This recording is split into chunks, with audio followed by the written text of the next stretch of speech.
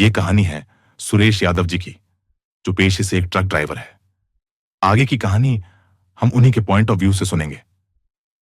चलो आइए तो इस कहानी केओ बिना देरी के शुरू करते हैं। रात के 1 बजे थे। आसमान बादलों से ढंका हुआ था और हल्की हल्की बूंदाबांदी शुरू हो चुकी थी। दूर कहीं बिजली चमकी, लेकिन वो भी जैसे डर के मारे जमीन को छूने से कतराती थी। मैं सुरेश यादव, एक ट्रक ड्राइवर, NH 43 पर अपने ट्रक के साथ माल लेकर पश्चिम बंगाल से उत्तर प्रदेश की तरफ निकल पड़ा था। मैं ट्रक चलाते वक्त अकेला ही रहता हूं, लेकिन आज की रात कुछ और ही थी। यह रास्ता मैं पहले भी कई बार तय कर चुका था, लेकिन आज सब कुछ अजीब लग रहा था, जैसे किसी ने इस सड़क को निगल लिया हो। पेड़ों की छाया भी कुछ ज्यादा ही गहरी लग रही थी और हवा, वो जैसे कुछ कह रही थी, फुसफुसा रही थी किसी पुरानी भूली हुई भाषा में। मेरे रेडियो से धीरे धीरे आवाजें गायब हो रही थी। पहले शोर आया, फिर गड़गड़ाहट और फिर खामोशी, जैसे कोई उसके भीतर से आत्मा खींच कर ले गया हो। मैंने रेडियो बंद कर दिया। अब बस ट्रक की इंजन की आवाज और टायरों की सरसराहट थी और मेरे दिल की धड़कन।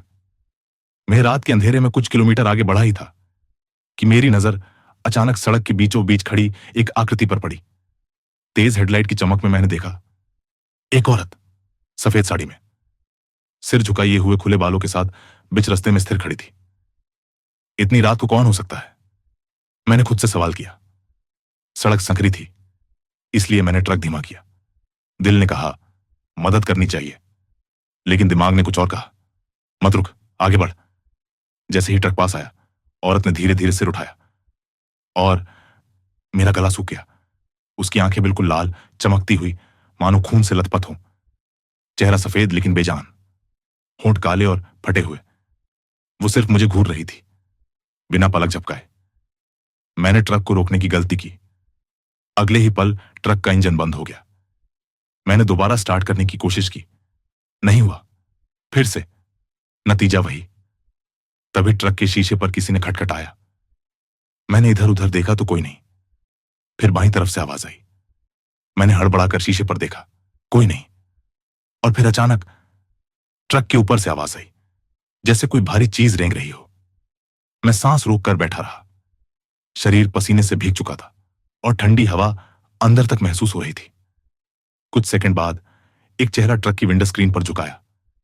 वही औरत, उलटी झुकी हुई, आंखें मेरी आंखों से चिपक गईं। फिर उसके होंठ धीरे धीरे हिले। तू बच नहीं पाएगा। मैं चीख भी नहीं पाया। मुझे याद आया, यह चेहरा मैंने पहले कहीं देखा था। बहुत साल पहले, जब मैं नया नया ड्राइविंग शुरू किया था, उसी NH 43 पर एक एक्सीडेंट हुआ था। एक महिला का। एक ट्रक ने उसे कुचल दिया था। वो ट्रक मैं ही चला रहा था।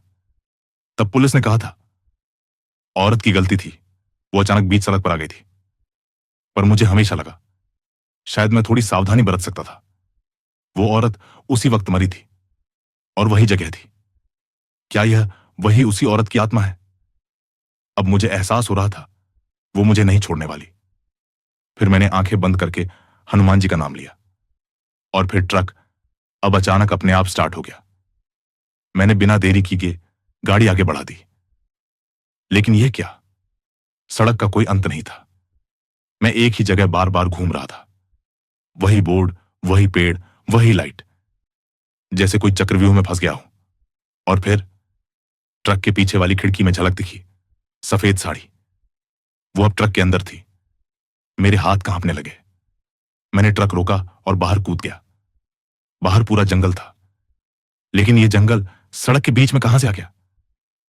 अब मैं जंगल में था और पीछे से किसी के पैरों की आहट आने लगी। धीरे धीरे आवाज पास आती गई। मैं भागा और दूर एक टूटा हुआ मंदिर दिखा। भागकर अंदर गया और वहां एक साधु बैठा था, बूढ़ा लेकिन शांत। उसने मेरी आंखों में देखा और बोला, वो तुझसे बदला चाहती है। तूने उसकी आत्मा को अधूरा छोड़ दिया। मैंने उससे दोनों हाथ जोड़कर माफी मांगी और फिर भगवान का नाम लेने लगा।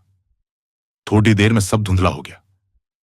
जब होश आया तो मैं अपने ट्रक में था, लेकिन इस बार सड़क पर ट्रैफिक था। गाड़ियां चल रही थीं, सूरज निकल चुका था। लोगों ने बताया कि मेरा ट्रक रात भर खड़ा रहा, इंजन बंद था और मैं उसमें बेहोश था। कोई नहीं जानता क्या हुआ, सिर्फ मैं ही जानता हूं वो रात मैं कैसे बच गया। अब मैं उस रास्ते से नहीं जाता और अब मैंने ड्राइविंग भी छोड़ दी।